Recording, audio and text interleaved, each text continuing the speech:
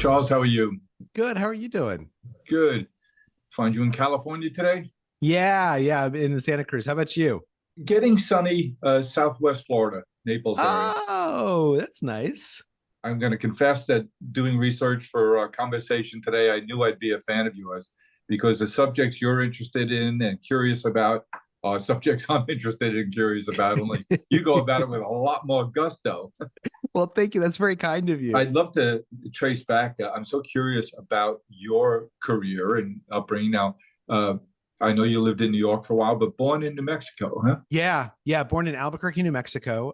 My dad actually. So my dad, who's now passed away, unfortunately. He was born in 1929, and he moved to Albuquerque in the 1950s, like back when it was like really a frontier town, right? Tumbleweed town, huh? Yeah. I mean, the Manhattan Project had only happened like 5 years earlier up in the Los Alamos Mountains. Sure. And he was a lawyer, and he actually had this plan. He grew up in Iowa. He had served in the military, came back, wanted to leave Iowa, and so he said, "I'm going to go to Phoenix, Albuquerque, and Little Rock. And the first place I get a job, I'm going to take that job.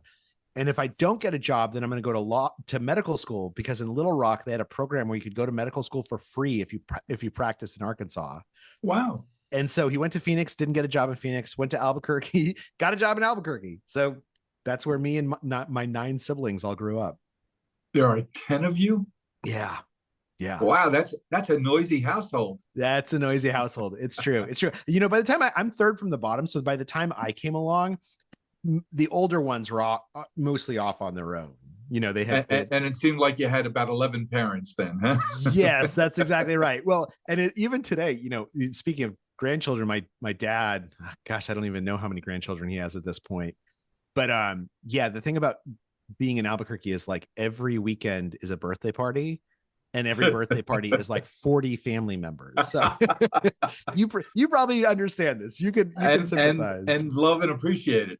Yes, exactly. It reminds me, my second child, my son James, he lived in California, he lived in the Midwest, and he called one Sunday night, he and I are chatting. He was driving back from someplace, and he said, I'm thinking of moving back to New York. I said, yeah, what are you thinking? He says, well, remember all that stuff I complained about?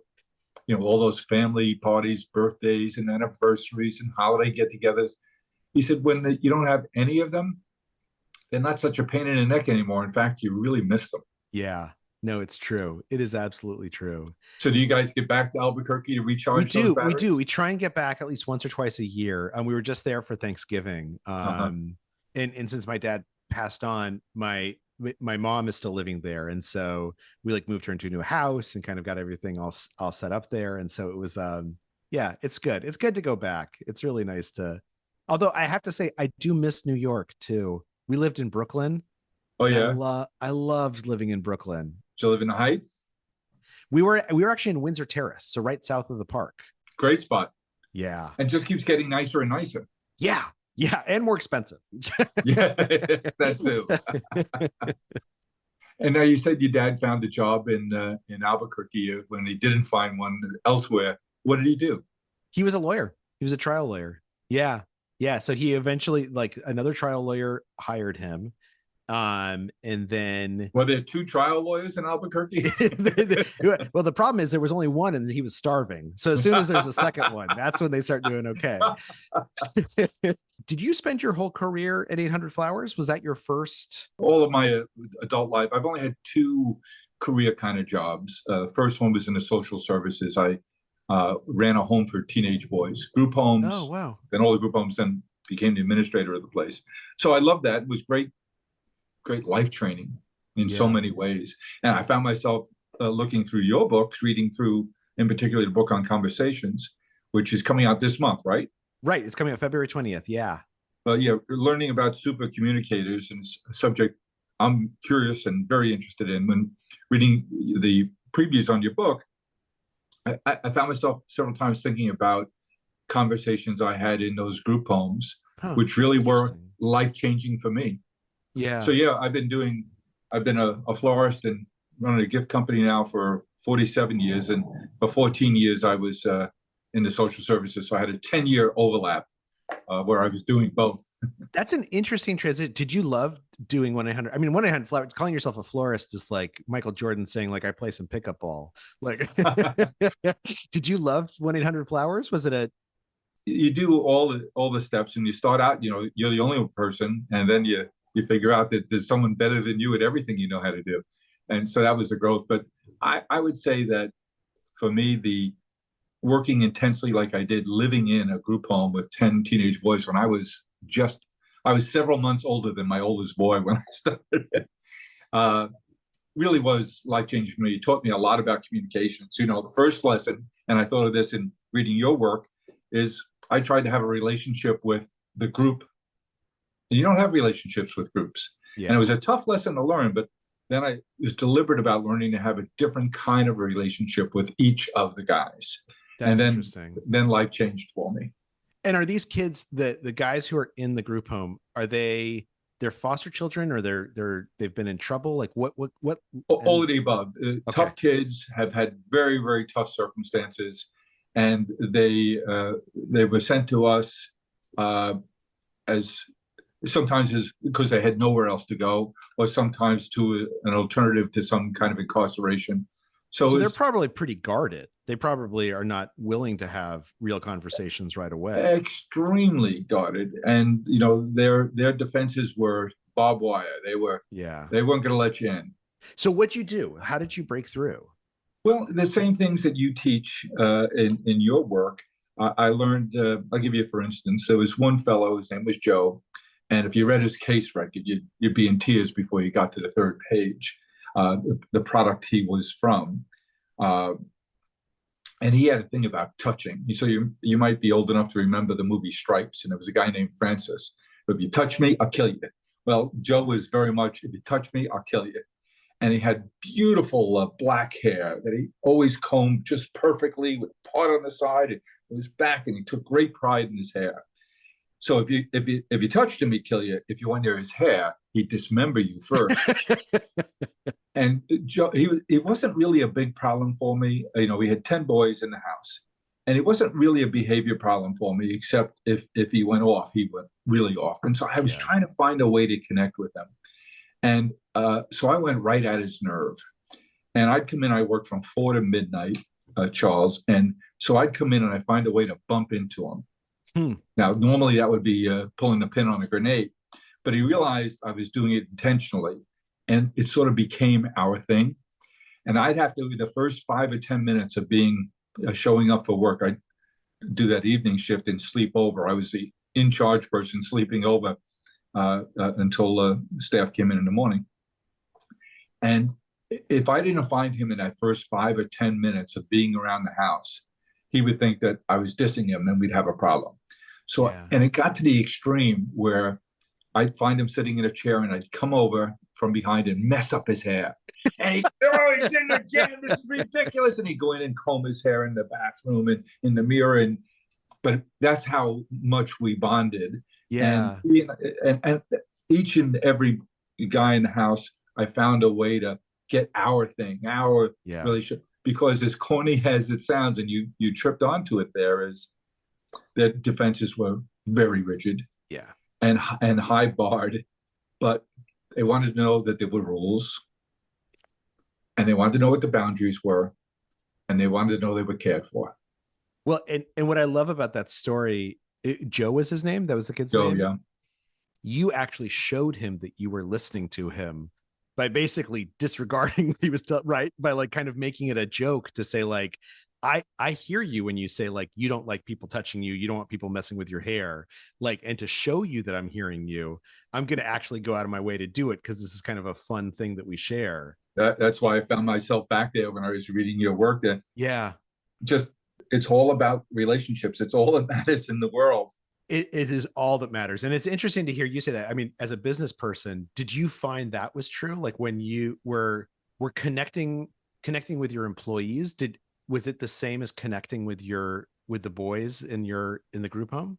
Well, yes, and learning to listen differently, or how to listen and form a response. So when you talk about hear, help, and hug, or a hug, I wasn't smart enough to go to a smarty pants school like you did, Charles. I mean, look at the education you had. Yale, and then this little place in Cambridge called Harvard for your master's. So not going to those places. My Harvard was St. John's Home for Boys. Yeah. But it was all about relationships, and your speed learning there. What you learned there were the same tools I use at work when I had one flower shop or 40 flower shops, or today. Is my job is not to do anything anymore. It's to convince people that they can do things that they couldn't imagine they can do, and that they have license to do that. And yeah, I hear you when you say, geez, I've never done this before. I don't really know what to do. I hear you, but then I got to figure out if you really want me to help you. And would you just ask? Like, if you ask them, like, do you want my help? Or are you just telling me, like, would they respond to that? Or was it? I wouldn't say that I learned that early enough. Surely my wife wants me to solve that issue for her. Exactly. Exactly. Oh, you had a tough day? I can tell you 5 things you should have done differently that would have made it better. Really goes over well. So what's it like in your household? How old are your children now? So I have a 12-year-old and a 15-year-old. They're about to turn 13 and 16. Yeah. Okay. These are the interesting years. Get ready. Yeah. Buckle up. They're both boys. So that makes it a little bit easier. A little easier. Yeah. It's, and it's actually been great. I mean, what's funny is that my communication with my wife has definitely gotten better because of this book. I think because we just ask each other those questions more. We say, like, do you want me to solve your problem, or do you want me to? You were doing research. Yeah, exactly. Exactly. But with my kids, the thing that I found is, there's this idea of asking deep questions that you should ask how people feel. Don't ask them about the facts of their life, ask them about how they feel about their life. And I found that with my kids, I used to ask them, like, what'd you do today? Did you learn anything? And they would say, like, yes, no, like the one word answers. But then I started asking questions like, what was the best part of today? Or like, I know that you hung out with Jasper after school. Like, what do you admire about Jasper? Like, what do you like about him? And like, of course, once you do that, it's like taking the cork off the bottle, right? Like, all of a sudden they have all these opinions they want to share with you. And you have, and that was such a lesson in reading your work there. I'm saying, I'm an old guy, but I got a lot more to learn. Yeah, that's very kind of you.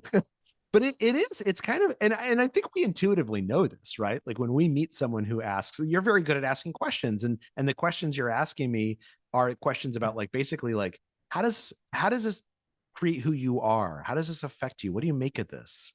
And those are questions that people love to answer, and that it tells us so much about who they are.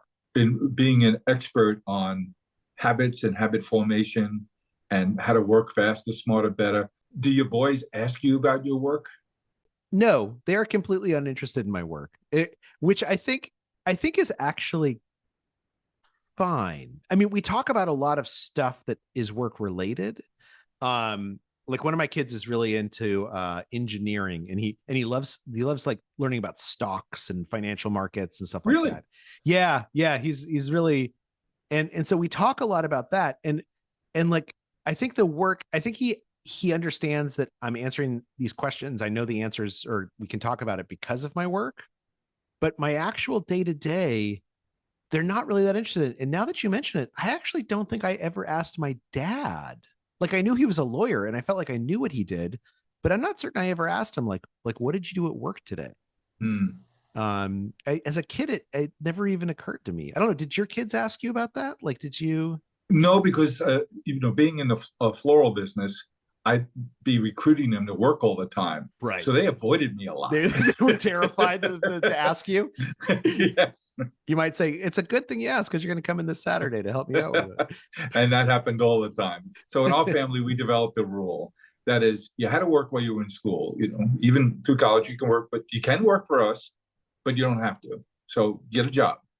And the next rule was, and when you graduate, you cannot work for us. Really? For a minimum of 5 years. And then you can only consider coming back, apply to come back, if you've achieved something somewhere else, a graduate degree, achievement in work someplace else, a couple of promotions, things like that. So we've had, between my brother and I, my sisters worked in the business on and off through their careers.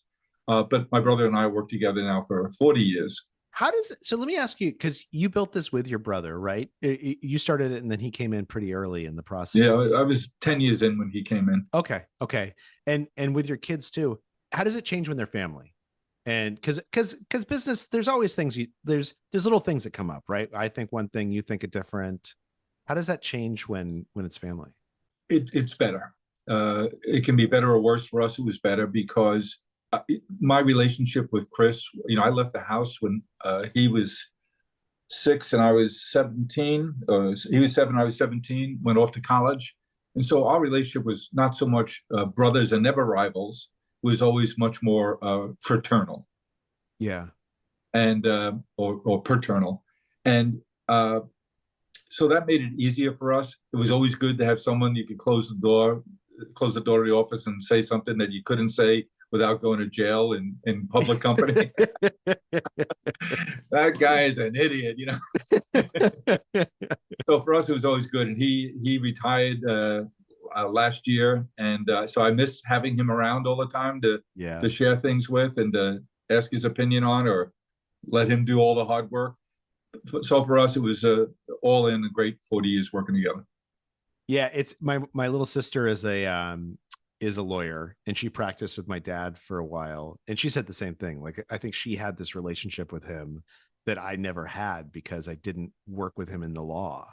Yeah. And it is really special, right? Because so much of our life is spent at work. So much of what, like, our self-worth, about what we care about, how we find meaning in life, is what we do for 8 to 10 hours a day. And to be able to share that with the people that you love the most is really special. Especially because I think that the tough lesson we learned, it seems certainly that you have, is that the people who say, I'm going to compartmentalize this is my work life, this is my social life, this is my family life. We didn't have that choice in my family because Yeah. as a floral business, we're all working. Everyone's drafted to work at the holiday time. Our holidays are later than everybody else's, maybe a week later than everybody else's, because if it's Mother's Day, we're busy. Yeah. So we had that in common. There were 5 of us, and next generation. My parents worked with me when they were alive. My dad had his own business, but if he wanted to see us, he came and was our best router for deliveries at holiday time because he knew every address. and my mom worked full time for us at the end of her life, and was terrific having her there all the time. So we early on learned you couldn't do that separation, that work and family and social all entwined. And frankly, I preferred that, and I still do. And to be honest, I think it's kind of a myth that you can compartmentalize these things, right? Because the truth of the matter is, if you do, you're not bringing your full self to any one of them. Like, and work is social, right? Yeah, work is a hugely social, and it's interesting and it's fun to talk about, but it's also fun to talk about your home life and your friends when you're at work, right? I think that, like, in the book, there's this study that's mentioned, the adult Harvard happiness study. Yes. It's been around for almost 100 years now. It has all these different names, basically based on who's giving it money in particular decades. And there have been several. Yes, exactly. It started as the Grant study. And what they found, they wanted to figure out, like, who lives longest. You know this because you read it. Who lives longest and who's happiest and who's ultimately most successful in kind of a holistic way. And they find that the only thing that really predicts it is the number. If you have strong, deep connections to a handful of other people at age 45, you will be healthier and happier and more successful at age 65. And the thing I carried away from that, getting back to work, is to have deep, meaningful connections with other people means that you are really sharing who you are and they are sharing who they are. And that means that you're sharing all parts of yourself. Like I don't know that I could have a deep, meaningful connection with someone who, like, knows nothing about my work, isn't interested in my work. Like, I have friends, we live in Santa Cruz. I have friends I go surfing with, and they're good surfing friends. Like, I like them, but they're not great friends, right? Yep. Because, like, they don't know all of me and I don't know all of them. And that's okay for some people. But those are important relationships too. Absolutely. But those not in lieu of, right? Yes, exactly. You got to have some of those real relationships. What do we find going through COVID about the breadth of the relationships we have? It's a really good question. I'd be curious your answer to this. So there's a lot of social behavior that's just habit, right? And to develop that habit, we have to practice it. And I think people fell out of practice in COVID. And it was such a sudden shift, right? You were in New York Yes. in 20, yeah. So I was too. So like New York got it worse than anyone else, right? Like it was just like it was literally in 2 days everything shut down. And then you started hearing about like, the bodies piling up. Who knew you missed your barista? Yeah, exactly. Exactly, right? Who or who knew the subway? I used to ride the subway every day. And like if you'd asked me my favorite parts of New York, it would not have included the subway. But like suddenly when I hadn't ridden it for a month, I felt like it's just interesting. It's interesting to look at other people. It's so the thing that is happening now is I think people are relearning how to connect. And that's one of the reasons I wrote the book. But a lot of our social habits have changed, right? I don't think there's as many like barbecues as there used to be. I think you're right. And in your work, you write about the impact of digital communications and the new rules. And well, I've learned those rules the hard way. You say tone down the sarcasm. That's a hard one because it can be misinterpreted so easily. Oh, right. Without the nuance of inflection and facial expression. Yeah. And our kids, I'm sure this is true for your grandkids. They probably know how to do this intuitive, right? Like at this point, they know like, oh, a text is different from an email is different from calling someone on the phone. Like there's different rules. An Instagram post, yeah. Yeah, exactly. They've intuited it. And we will too if we spend enough time doing it and thinking about it. It's interesting. There was this study that was done, right when telephones became popular, like 100 years ago. I remember. You do? Back when 1-800 simply was like a series of numbers. Nobody knew. It was just one. It was Mabel, get me the flowers. That's exactly right. That's exactly right. So there were all these articles that appeared in like periodicals saying, we don't think that the telephone will ever be used for real conversations because you can't see each other. So basically people said it's going to be like the telegraph. They're going to use it to send stock orders or grocery lists. And what's interesting is they actually transcribed some of those early conversations, and they're exactly right. People did not know how to have a conversation on the telephone. It was something that had to be learned. Huh? It's something that had to be learned. And by the time, of course, you and I were teenagers, you could talk for like 7 hours a night, right? And feel like this is the most important. Not in my house. Right. No, nor in mine, actually. But what happens is that we learn the different rules so that we don't even recognize that they're rules. My grandkids who grew up digitally didn't have to learn that. They didn't have to learn it. It was obvious from the start. And you and I are learning it, but we those mistakes stand out more in our mind because that's how we learn. Let's go back a little earlier in your career. I'm fascinated. Tell us about when you living in New York, working for the New York Times. Yeah. But you didn't just stay in New York. You went traveling a bit. Yes, I did. I spent some time in actually, before I was at the New York Times, I was at the LA Times, and I went to Iraq. As a journalist, being a war correspondent is kind of like the height of the profession because it's one of the few places where, America sends over this incredible military force. 500,000 people. 500,000. And the thing is that Americans in a democracy, they don't actually know what they're doing over there unless the reporters are telling them. Right. So in some ways, it's this like huge obligation to your fellow citizens to be like, this is what's happening. This is how to make sense of it. This is how to make sure that your leaders are making good choices. So that felt really, really satisfying. The thing that I discovered was you're just in a war zone. You're just tense all the time, like a level of tenseness that I've never experienced otherwise. And there's good parts of that and bad parts. One of the good aspects of it is that you feel effortlessly alive all the time.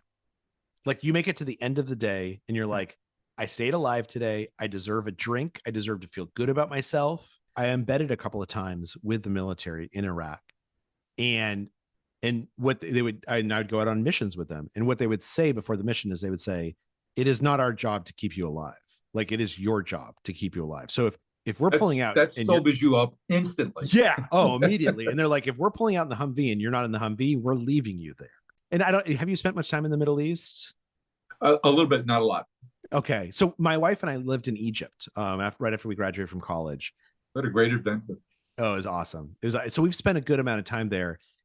The Middle East, it's just a beautiful part of the world. And Iraq is actually like physically a beautiful, not the buildings, but Baghdad is a beautiful city because it has this, this river that runs through the middle of it. And there's these banks that are gorgeous. And so it's an interesting place. I have not been back there for almost 20 years now. So I don't know what it's like these days, and of course things are just crazy right now in the Middle East. When you talk about war correspondents being the top of the heap there in the journalism world, I think of Richard Engel at NBC News. He's amazing. I've met his dad a few times, and to see someone who's so into what they do, yes, and wants to be at the hottest of the hot spots. It's a different DNA, isn't it? It absolutely is, and it can get troubling, right? Because you get addicted to that. Oh, sure. Yeah, I mean, it's like adrenaline junkies, like in any profession, where like you sometimes lose perspective and you start making choices based on what feels right instead of what is right. I will say though, that being said, Richard like is, I mean, not only is he like so courageous, he's actually a great journalist. Like if you watch the footage he captures, some of it's just like breathtakingly amazing. And his ability to articulate what's going on in concise and understandable form is just an art. Yeah, no, I agree. So the downside is that you come back to the US and it takes a little while to readjust. It's also, there was a period when I was in Iraq when I just felt like I was just like steeped in death. Like everything is about death. Everything is about, like avoiding death or seeing death or the recovery from death. And that can be kind of trying. It is such a blessing to have a life where you don't have to worry about stuff like that every day. We're very lucky. I can't imagine what it's like. It's rough, and hopefully it'll get better, right? Now, how did your wife do through your time in Iraq? Not she was a trooper. She like never said anything, but the reason I stopped doing it is because I realized how selfish it was. Yeah. I mean, you do feel like you're doing good work and it's important work, but at the end of the day, you're doing it because like you want the experience, and it's just so cruel to the people that you've left back in the US or left at home because they're worried about you every single day and there's nothing they can do about it. And you're not. Right. I'm anxious, but I'm not, it's not that worry. Like I feel that now with my kids, right? Like that anxiety that like, I just want you to be happy and healthy, like just be safe. And at the end of the day, there's all that habit training you've done with them, did it take hold? Well, one of them keeps asking me for like one of these like crazy e-bikes that can go like 30 miles per hour. So I'm not sure that it's taken hold. Charles, one of the projects you did, not only did you have this great education, it sounds like you grew up in a wonderful family environment and get to go to these great schools, but the other cherry on the sundae of your career highlights so far, besides the success of your 3 books, is your Pulitzer Prize. Tell us about that. So I wrote a series right when The Power of Habit, my first book, came out. I was working on a series for the Times about Apple. This was in 2012, and we wanted to explain globalization. But the problem is like globalization is so boring. Like you say globalization and most people. So I was like, what if we told, right, exactly. What if we told the story of globalization through one company that everyone is kind of infatuated with, Apple, because they're the best embodiment of it, right? Like, so they sure are. Yeah, we did these investigations of the factories where they make the iPhones and the iPads, about how they use taxes, moving money around the world to avoid taxes. How they string up nets outside the upper floors of their factory buildings. Yeah. So what's so interesting is I thought that the reason the supply chains were in China, and you probably already know this, is because it was the labor's cheaper, but that's actually not really it. It's because all the supply chains are there. It's because they have a factory where you can say like, I need 1 million screws made to this specification in 12 hours. And there's some place that can do it around the corner. Whereas we could do it in the US, but it'd take 2 or 3 days. Everything kind of moves to China to follow that. And what's interesting is a lot of the work that we did was about the overwork in these factories, like people working 16 to 18 hours a day. And Apple would say this. They would say, like, in Foxconn, they would say, like, the biggest problem we have is people are demanding to work. Like, they want to work and work and work. And What's the saying in China? 9 by 6. oh, what is that? What does that mean?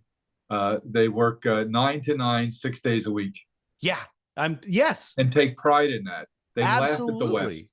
And like now they're earning much more money, right? Like China, in some ways, like the number of people brought out of poverty in China in the last 50 years is more than the rest of history and the rest of the world combined. I mean, it's just amazing. We're seeing cracks now. Yeah, no, we are. And it's not without cost, right? Like there's no real democracy there.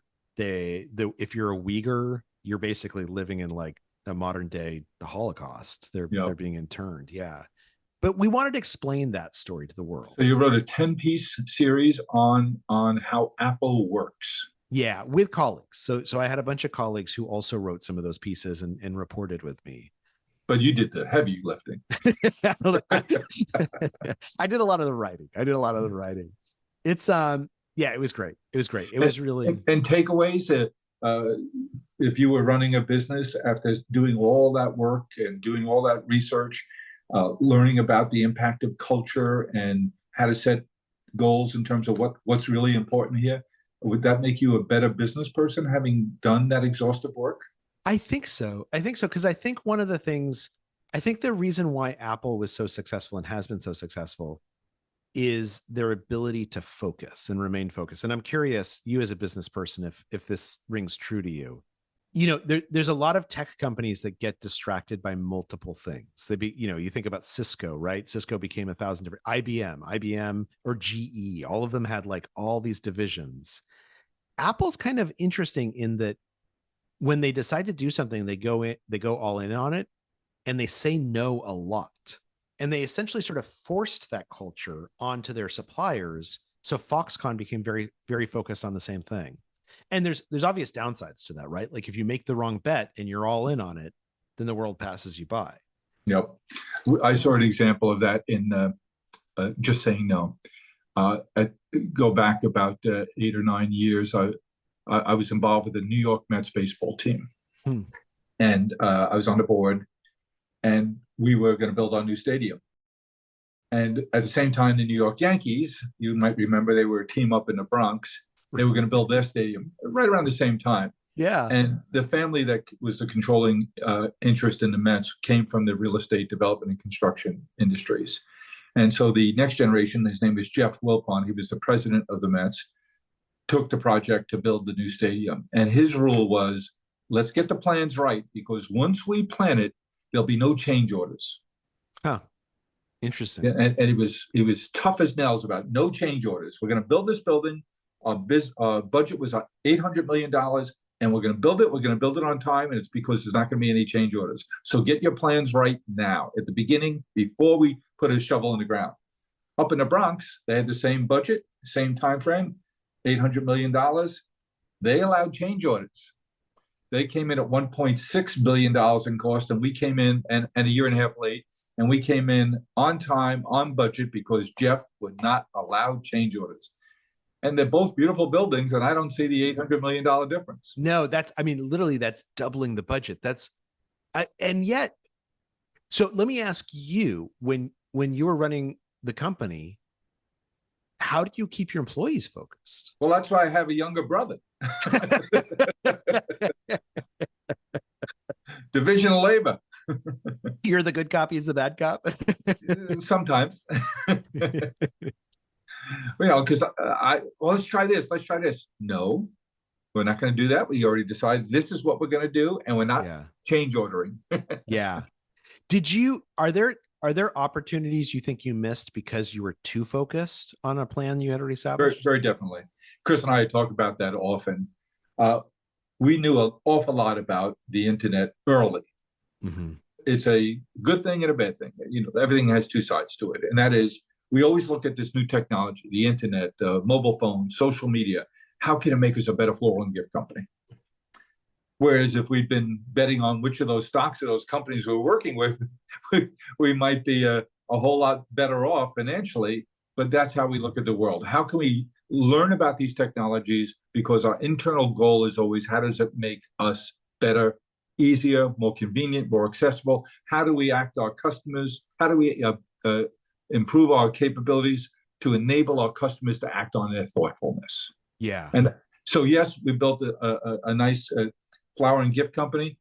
Financially, we might have been better off if we pursued goals that were more along with the technology we knew quite early.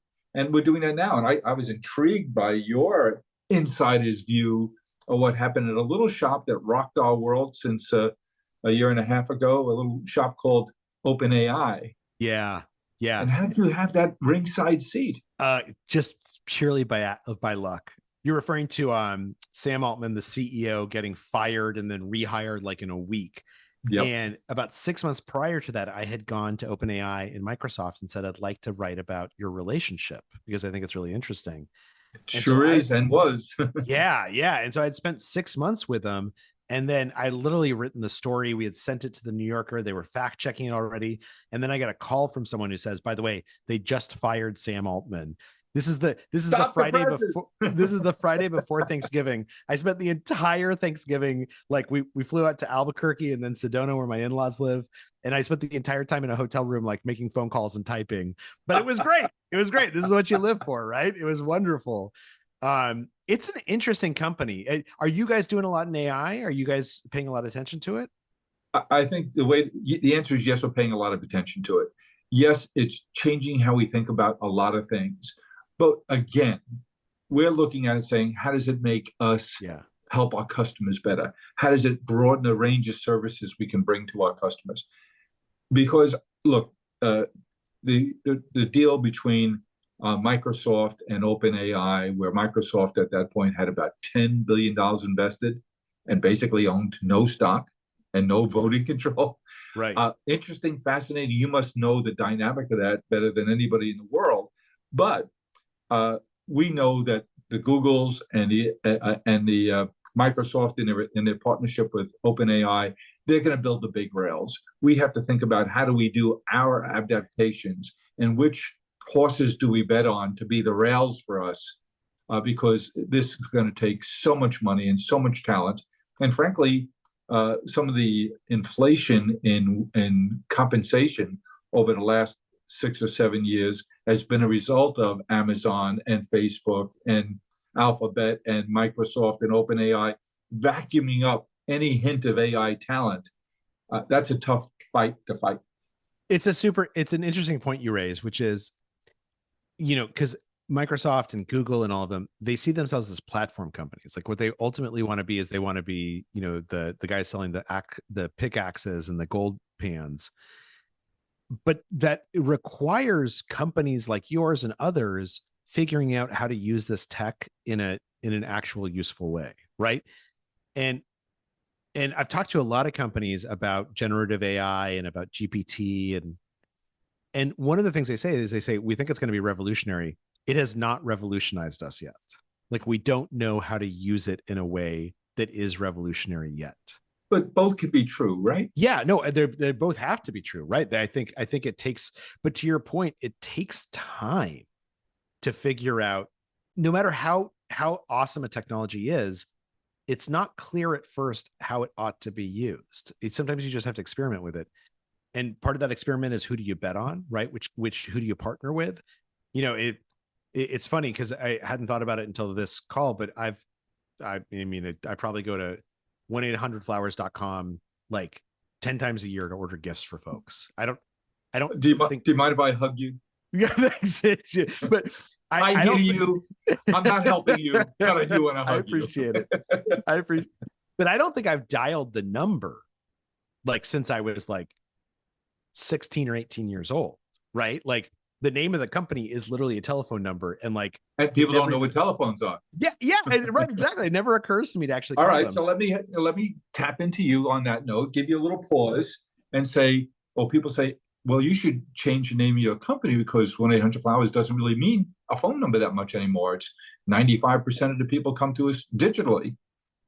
And then the other side of it is, well, how many times do you catch lightning in a bottle and have a brand that has 95% recognition? And I'm going to toss it away because what? Yeah, no, I totally agree. I mean, they just went through this with HBO Max, where now it's Max instead. I know what HBO is. I've known for years what HBO is. I don't know what Max is. The guy I went to college with, who would smoke in the hallway. It's crazy to me that people actually suggest that, though, because like the brand equity around, I mean, we call that computer company Apple, and everyone knows what we're talking about. And there's nothing about an Apple that has to do with electronics, right? Like, yep. It's the power of the brand. I actually think you guys are better having a brand that's kind of hard to remember, or not hard to remember, easy to remember, and makes you think about something. If you guys were flowers.com, it wouldn't be the same. Yeah, I guess it's the equity we built up through. Well, can I ask you a question on that, actually? Because so I ordered some Henry and David stuff for my mom for Christmas, and it was interesting when I went. I had forgotten you guys had bought Henry and David, so I actually went Harry and David.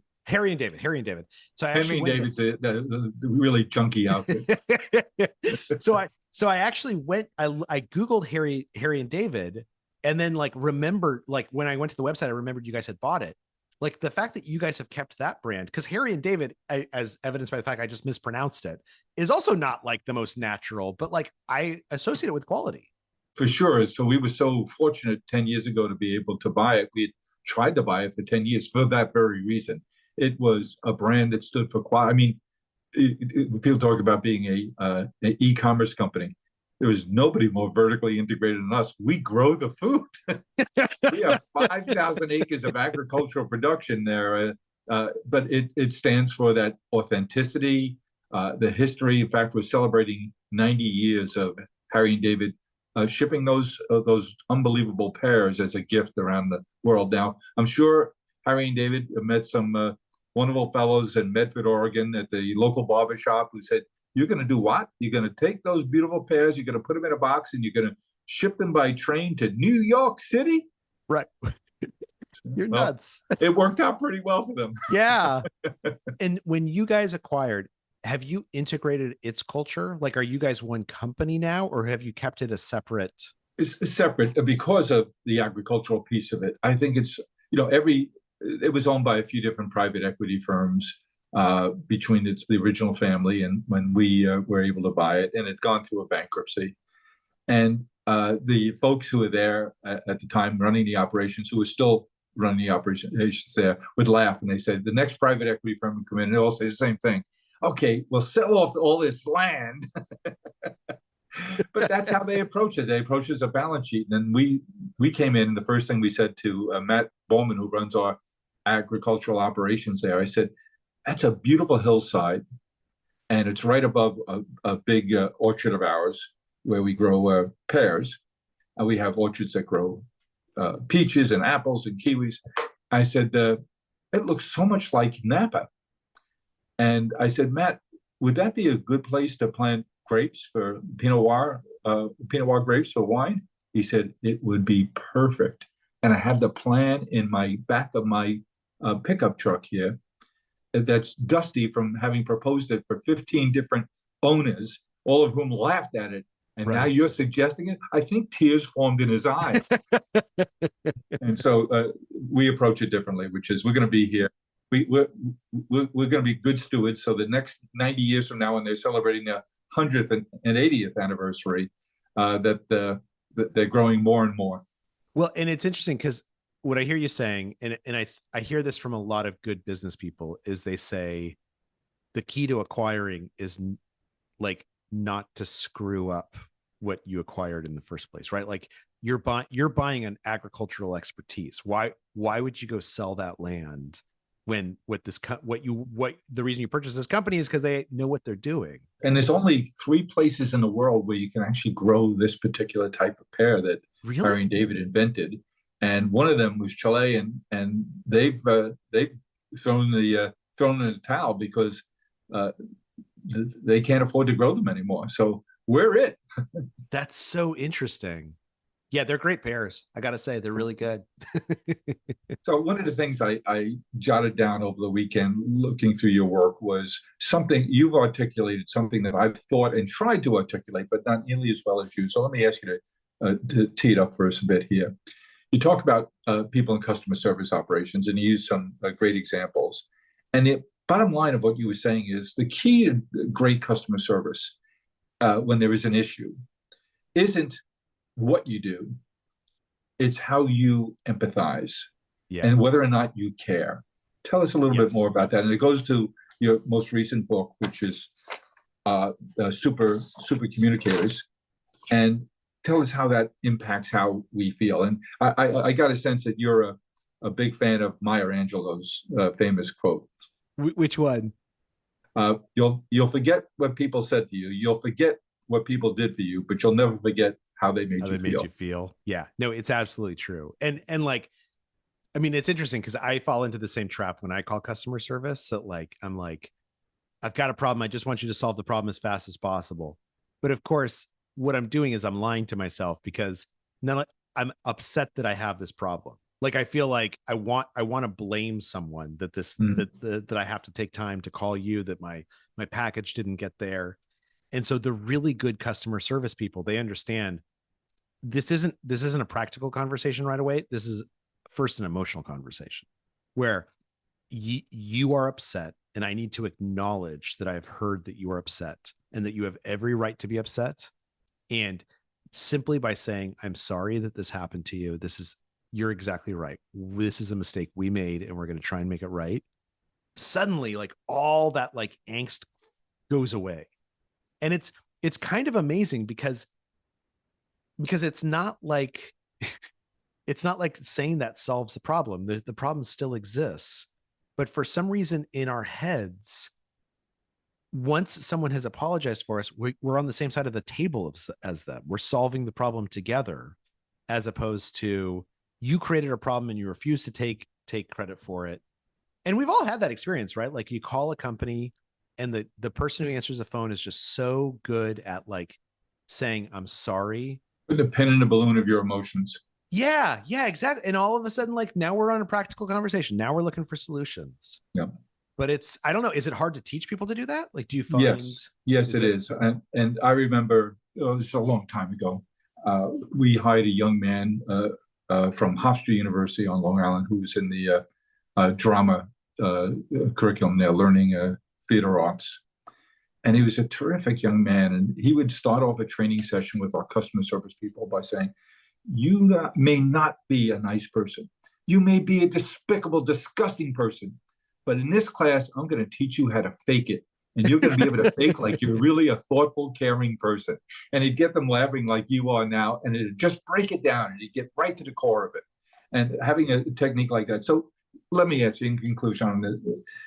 Reading your work, looking at the Supercommunicators and the work that went into it, reading your first two books, The Power of Habit and Smarter, Faster, Better, and then seeing the work you did on Apple and the work you did on OpenAI and the body of your work, I knew I was going to like you. and so how does that attitude manifest itself in terms of, I found myself really looking forward to talking to you today.